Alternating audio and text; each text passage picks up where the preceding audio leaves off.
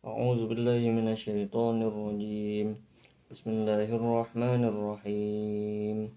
ولقد علمتم الذين اعتدوا منكم في السبت فقلنا لهم كونوا قردة خاسئين. Dan sesungguhnya telah kamu ketahui orang-orang yang melanggar perintah pada hari Sabtu, Sabti. Diperingatkan sebagaimana sekumpulan Bani Israel melanggar perintah memuliakan hari Sabtu. Memuliakan hari Sabtu istirahat, yaitu beristirahat, istirahat dari bekerja pada hari itu, dan disediakan dia buat beribadah. Hari Sabtu hanya untuk beribadah.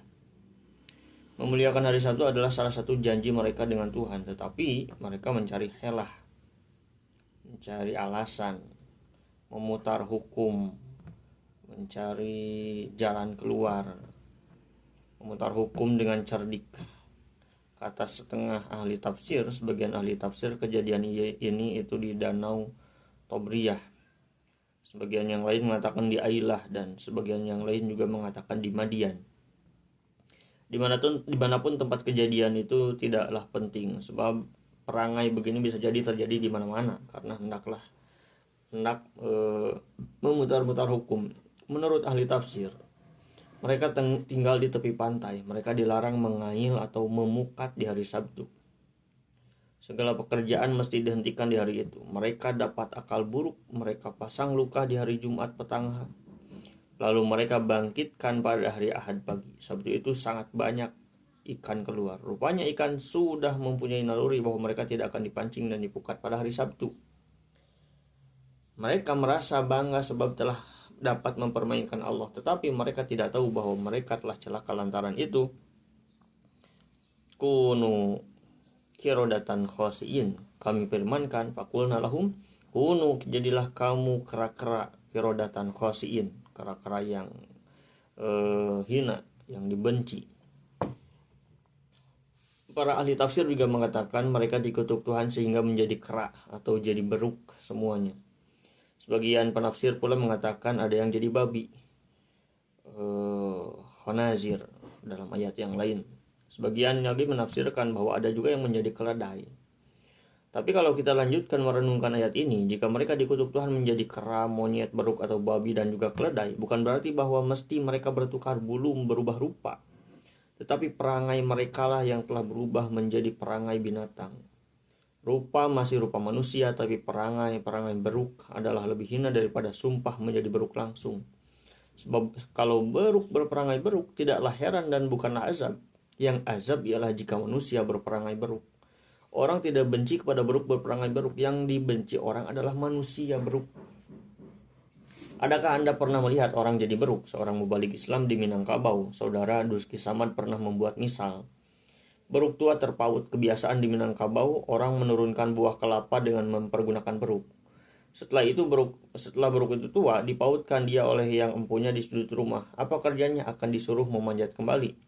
Dia tidak kuat lagi, dan dia belum juga mati. Maka kerjanya setiap hari hanya mencabuti bulunya sendiri, sehingga tinggal kulit licin seperti baju kaos.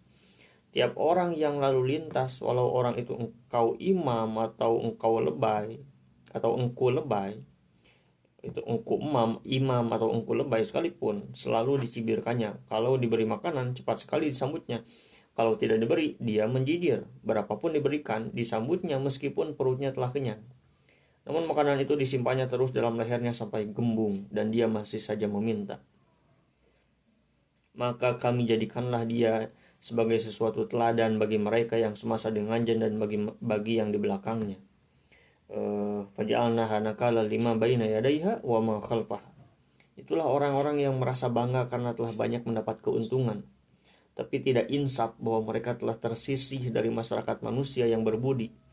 Yang mereka ingat hanya keuntungan sebentar itu saja. Budi mereka menjadi kasar. Semua orang yang berakal budi dan memegang agama dengan baik tidak mau lagi mendekati mereka, sebab perangai orang yang demikian tidak ubahnya dengan kera dan juga beruk.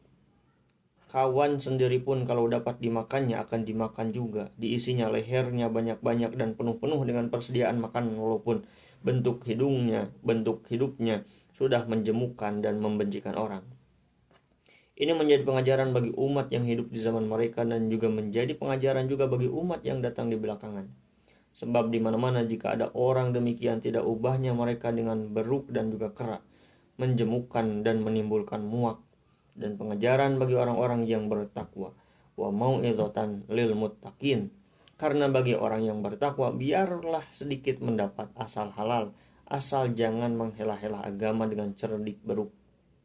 Sebab itu maka penafsir tidaklah berpegang pada sebagian tafsir yang menafsirkan bahwa mereka disumpah Tuhan sehingga langsung bertukar jadi beruk, jalan dengan kaki 4, gigi berganti dengan saing. Tetapi lebih hebatlah azab itu, tubuh tetaplah tubuh manusia, tetapi perangai sudah menjadi perangai beruk dan juga kera. Dia datang berkelompok-kelompok ke ladang orang. Bukan saja hasil ladang itu dimakannya sekenyang perut sampai berlebih dalam lehernya, tetapi batang-batang pisang, ketela, jagung yang bertemu mereka rusakkan dan juga patahkan. Sesudah hasil mereka ambil, dasar yang tinggal mereka rusakkan pula, sehingga tidak bisa tumbuh lagi. Kalau dikejar mereka pun lari, dan dari tempat jauh mereka menjijir dan mencibir kepada orang-orang yang mengejarnya. Mereka lari dan hilang bersembunyi ke hutan dengan perut kenyang, dengan harta dicuri, lehernya gembung menyimpan makanan yang dirampok. Dan orang yang mempunyai kebun tinggallah mengutuk dan menyumpah, karena mereka ditinggalkan dengan dua kerugian hasil ladangnya yang dirampas dan juga kerugian bekas yang telah hancur rusak. Padahal sudah berbulan-bulan dipelihara karena mengharapkan hasilnya. Bukankah perangai buruk itu menimbulkan benci? Ada beberapa riwayat penafsiran tentang Bani Israil yang dikutuk Tuhan menjadi kera atau monyet itu. Menurut riwayat Ibnu Ishaq, dari Ibnu Ishaq, Ibnu Jarir, dan juga Ibnu Abbas, semua mereka itu dikutuk sehingga berubah rupa menjadi monyet. Tetapi setelah mereka menjadi monyet itu, mereka tidak bisa makan dan tidak bisa minum. Sehingga tidak sampai 3 hari sesudah perubahan rupa itu, mereka pun mati semua. Satu riwayat pula dari Ibnu Munzir, katanya dari Ibnu Abbas juga, bahwa segala monyet dan segala babi yang ada sekarang ini adalah keturunan mereka. Tetapi pada riwayat Ibnu Munzir yang diterimanya dari Al-Hasan, keturunan mereka terputus. Sebab itu mereka mendapat Al-Hasan ini, menurut pendapat Al-Hasan ini, kera dan babi yang ada sekarang tidaklah dari keturunan mereka. Dalam riwayat yang lain dari Imam Ibnu Munzir juga disertai riwayat dari Ibnu Abil Hatim yang mereka terima dari Mujahid, yang disumpah Tuhan sehingga menjadi kera dan monyet itu ialah hati mereka, bukan badan mereka.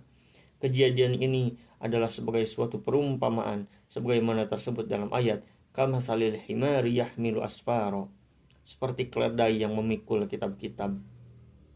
Maka penafsiran Mujahid yang diriwayatkan oleh Ibnu Munzir inilah yang lebih dekat kepada paham saya sebagai penafsiran sekarang.